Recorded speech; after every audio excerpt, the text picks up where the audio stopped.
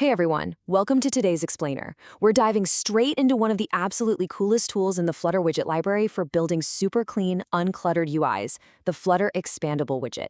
If you're a developer looking to nail that intuitive feel using progressive disclosure, holding the secondary stuff back until exactly the right moment, well, you are in the exact right place. All right, let's kick things off with Section 1, the air of mystery. Okay, let's dive into this.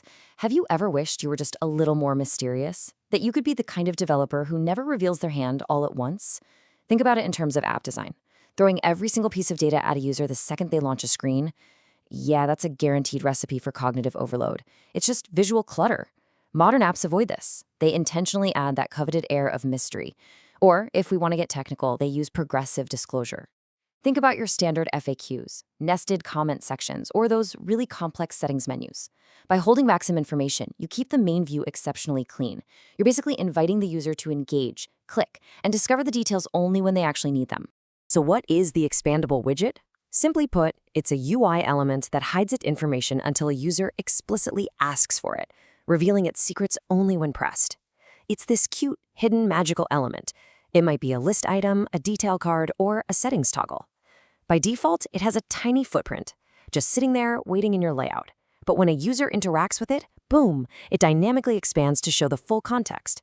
It's literally the ultimate tool for that progressively disclosed UI we were just talking about, seamlessly pushing other elements out of the way to make room for the new data. Here's the roadmap we'll use to master this illusion today.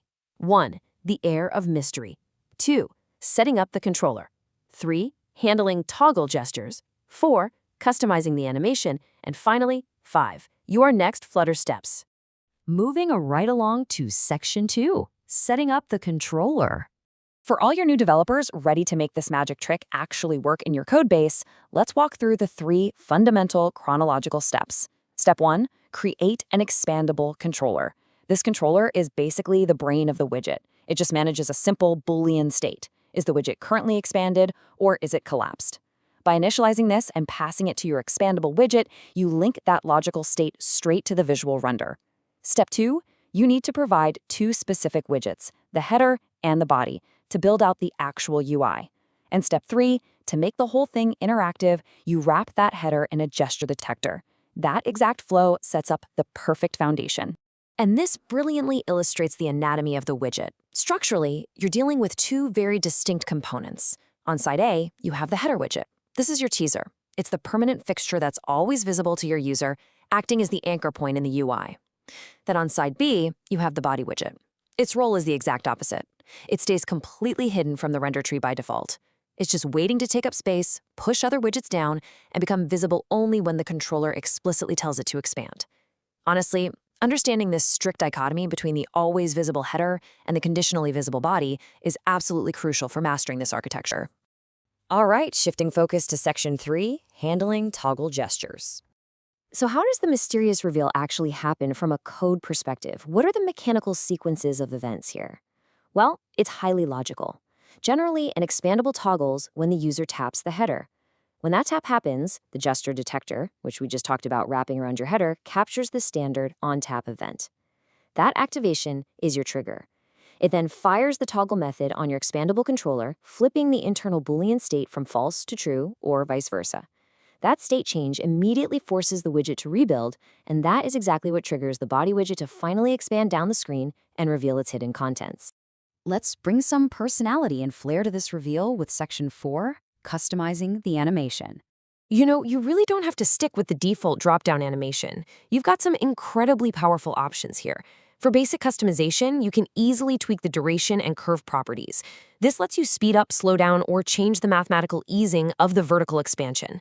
But if you want to build the animation completely from the ground up, you need the Expandable Builder. This is advanced customization.